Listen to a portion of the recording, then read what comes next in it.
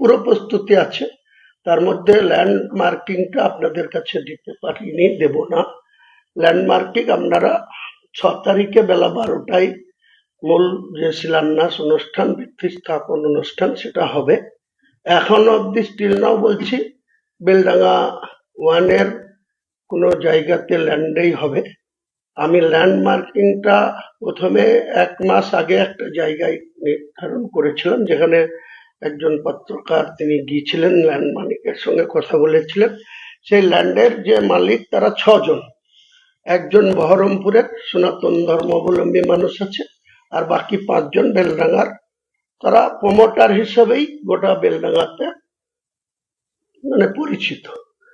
তারা এই ল্যান্ডটা একজনের নামে পাওয়ার অফ অ্যাটর্নি ছিল। আমি যা ল্যান্ডের আইন জানি, পাওয়ার অফ অ্যাটর্নি থাকলে তার সঙ্গে ডিল করলে সেই ল্যান্ড ট্রান্সফার হয়ে যায়। কিন্তু আমাদের শস্যের ভিতরে ভূত আছে। বেলডাঙ্গার এমএলএ এবং রেজিনগরের এমএলএ চায় না, প্রশাসনের একটা অংশও চায় না যে আমি এটা করি।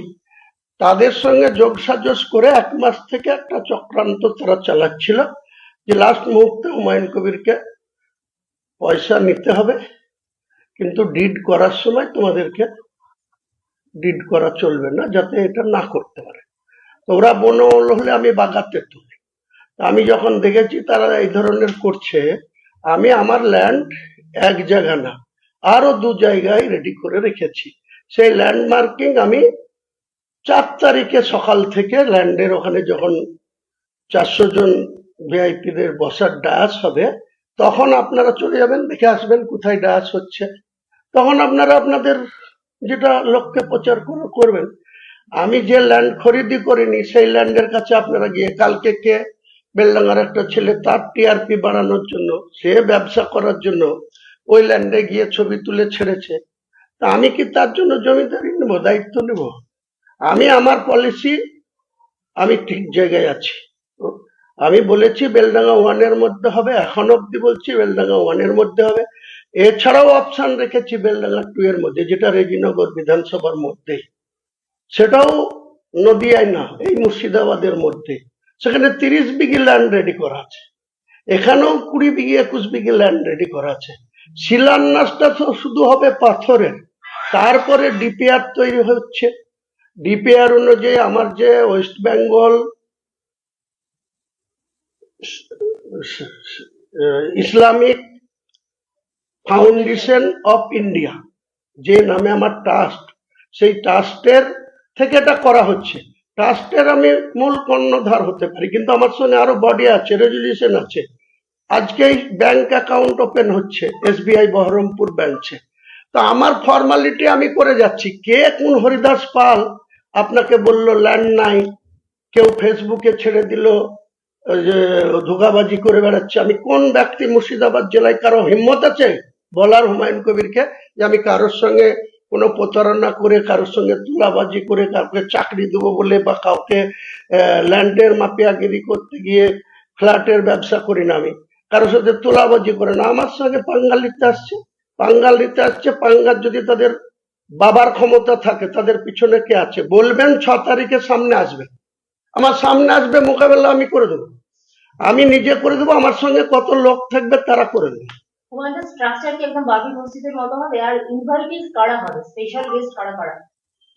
স্পেশাল গেস্টের অনেক লম্বা লিস্ট, অনেকেই আসবে। প্রমিনেন্ট ফ্যান্ড ওদিনকেই বলবো আপনাকে, আমি আগে বলছি তো আপনাকে 2 দিনের মধ্যে কিছু প্রমিনেন্ট ফ্যান্ডের ফ্লেক্স বের করে দেবো, যারা সৌদি বাসিন্দা। কিছু পীরজাদাদের ফ্লেক্স বের করে দেবো, দেখতে পাবেন। আব্বাস সিদ্দিকীকে সবাই চেনেন, সে আমাকে কমেন্টমেন্ট করেছে আসবে, তার ফ্লেক্স দিয়ে দেবো, বুঝতে পেরে যাবেন। আরো যারা যারা কমিউনিয়ন ফ্রেশ আছে তাদের এত লম্বা লিস্ট আছে, আমি কজনের নাম দেবো। এ রাগ করবে না, এ বলবে আমার নাম আগে দিল না পরে দিল, যার জন্য আমি এটাকে অ্যাভয়েড করছি। আমার 400 জনের ডায়াস হবে, 130 ফুট বাই 130 ফুটের ডায়াস হবে। সেখানে কোনো চেয়ার থাকবে না, সেটা মুসলিম কালচারের মধ্যে মাটি থেকে 6 ফুট উঁচু ডায়াস হবে। সেই ডায়াসে মুসলিমদের যে কালচার, হোয়াইট কাপড়, তোষক পেড়ে দিয়ে হোয়াইট কাপড় দিয়ে সেখানে বসার ব্যবস্থা থাকবে। 400 জন গেস্টই ওর মধ্যে বসবে। আর তার মধ্যে আমরা কজন মিলে ওই শিলান্যাসের কাপড়টা সরাবো তখন দেখতে পাবেন। এত আগে আপনাদের কিউরিসিটি কি, যে এত আগে আপনাদেরকে আমি সব তথ্য কেন দেবো? দাদা, এখন সবাই চাইছেন যে মুর্শিদাবাদের উন্নয়নটা আগে দরকার, মন্দির মসজিদ নিয়ে রাজনীতি করাটা উচিত নয়, সেটা থেকে বিরত হওয়া উচিত। তো যা আপনাদের মনে ছিল না যখন ভারতবর্ষের প্রধানমন্ত্রী রাম মন্দির করলেন 22শে জানুয়ারি 2024 উদ্বোধন করে, সুপ্রিম কোর্ট যখন বললেন যে বাবরি মসজিদের ট্রাস্টের জায়গাটা রামলীলার, তখন কি এটা উন্নয়নের বাইরে ছিল না? মন্দির হলে উন্নয়ন হবে, জগন্নাথ মন্দির পুরী থেকে এসে দীঘায় হলে উন্নয়ন হবে, আর হুমায়ুন কবির মসজিদ করলে তখন আপনারা আমাকে মনে পাঠিয়ে দেবেন যে উন্নয়ন করতে হবে। উন্নয়ন করার দায়িত্ব যাদের আছে, জেলা শাসককে বলুন, জেলার অন্য যারা জেলা পরিষদে নির্বাচিত আছে তাদের বলুন। আমরা তো শুধু একটা বিধায়ক আছি। আমার এলাকার উন্নয়ন নিয়ে আমি এত ব্যস্ততার মধ্যে এখনই ডিএম অফিসে ঢুকেছিলাম, কিছু স্কিম আমার বিওপির পেন্ডিং ছিল, দিয়ে তারপর এখানে আসলাম। তো উন্নয়ন আমার যতটুকু সীমাবদ্ধ ক্ষমতা আমি সেখান থেকে উন্নয়ন করি। আর যাদের বৃহৎ ক্ষমতা দিয়ে রেখেছে রাজ্যের নেত্রী, তিনি 518 কোটি টাকা দিয়ে গেলেন 6 মে ছুটিতে। তো সেসব উন্নয়ন কোথায় ত্বরান্বিত হচ্ছে আপনারা খোঁজ খবর নিয়ে এগুলো লোকের কাছে প্রচার করুন। বিভ্রান্তমূলক কথা, সংবিধান মেনেই আমি করছি কাজ। রাম মন্দির হলে সাংবিধানিক ঠিক আছে, কোথায় সুপ্রিম কোর্টের জাজমেন্টে বলা আছে যে কোথাও ভারতবর্ষের মাটিতে বাবরি মসজিদ করা যাবে না? কোথায় বলা আছে? যদি judgement supreme court, honourable supreme কোর্টের জাজমেন্ট এটা থাকে, আমি বলছি আমি আমার কর্মসূচি বন্ধ করব। যদি এটা থেকে থাকে, তাহলে উনি যখন রামলীলার পক্ষে রায় দিলেন, রাম মন্দির হয়ে গেল, 2024 সালের 22শে জানুয়ারি প্রধানমন্ত্রীজি ওপেন করলেন, সেই সময় 19-এ ভেটিক দেওয়ার সময়, রায় জাজমেন্ট দেওয়ার সময় পরিষ্কার করে উনি বলেছিলেন যে উত্তরপ্রদেশের সরকারকে যে বাবরি মসজিদের জন্য 7 একর জায়গা দিতে। জায়গাটা কোথায় দেওয়া হয়েছে?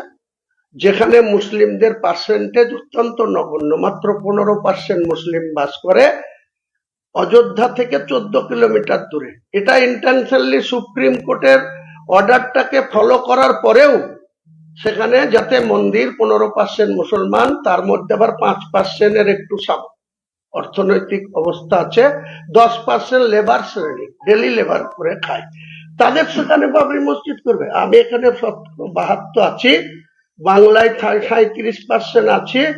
যখন এটা কমপ্লিট করব সেদিন 40% পৌঁছাবো, এবং করব কোনো শক্তি থাকলে আমাকে রুখে নেবে। তাতে আমি সহ 100 জন শহীদ হলে 500 জনকে শহীদ করে দেবো ওখানে। আমার চ্যালেঞ্জ এটা। কেউ বলেছে তো ইউপির যে উমা ভারতীজি, এক্স চিফ মিনিস্টার মধ্যপ্রদেশ, তিনি বলেছেন ইট খুল নেবে, হিন্দিতে বলেছে ওর বেটা এক এক ইটা খুল লেঙ্গে।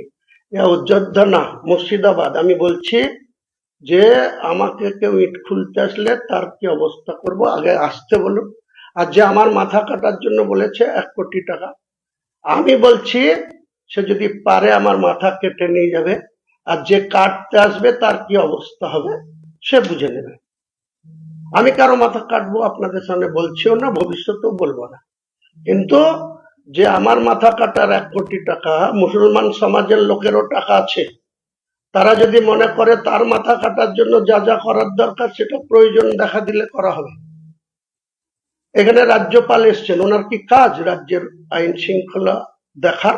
রাজ্যের নির্বাচিত সরকার আছে, তিনি এখানে এসে বলছে রাম মন্দিরের যখন গতবারে সাগরদিঘিতে শিলান্যাস হলো তখন ল অ্যান্ড অর্ডার প্রবলেম হয়নি, আবার এখানে 6 তারিখে আমি বাবরি মসজিদের করব। এখানকার সরকার রাজ্য কমিটির সদস্য বিজেপির, তিনি এক্স সভাপতি এই জেলার, সে বলছে আমি 6 তারিখে বহরমপুরের কোনো আশপাশে করব। আমি তো বলেছি ওয়েলকাম, করুন, কোনো অসুবিধা নেই, ঘরে ঘরে করুন রাম মন্দির। কিন্তু আমার মসজিদও পাড়ায় পাড়ায় আছে। আর বাবরি মসজিদ বাবরের করে গিয়েছিল, কিছু কর সেবক ভেঙে দিয়েছে। আমি বাবরের ঘটনাক্রমে পুত্রর নাম হুমায়ুন কবির, আমি হুমায়ুন কবির এটা করবই। কোনো শক্তি আমাকে রুখতে পারবে না।